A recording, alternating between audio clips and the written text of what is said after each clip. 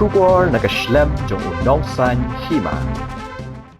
U publicity secretary ka Seng Khasi Kmie ka Shalong urang ba di Suyam ulapha ka jingpentep ba ka Seng ka ujor Ejajar persha ya u Ankur Deka halor ka jingpentho bria bat penjak buram jong u ya ka Seng Khasi bat kaniam Khasi ling ba ka rinsan social media ka Facebook ka jingpentho jong ute ubriu ka yadei bat ka jingja jong raja bat ka sonam raguvanshi kanie ka dei ka jingpentho jong ute ubriu hagaktian pareng but unpurle kumba kalong. Among the Khasis, the Seng Khasis are very dangerous.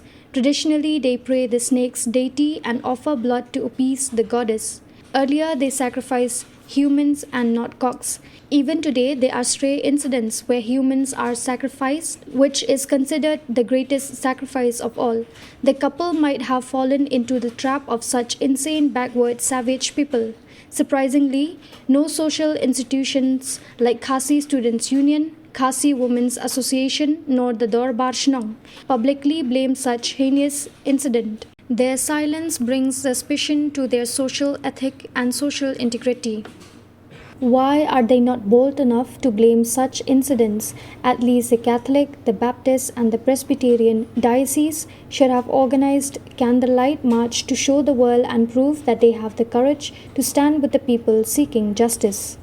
Even though today road condition is much improved in Meghalaya, but the economical condition of the general mass has not improved as expected. As population increased, the level of poverty has also escalated. The sly politicians implanted the belief in the minds of the people that the non-Khasis are the reasons behind their sufferings. Therefore, the indigenous people of Meghalaya carry a deep level of hatred towards the non-Khasis, particularly people with non-Oriental look. It is really alarming and not a healthy message to the outside world. The existing social institutions must take note of it.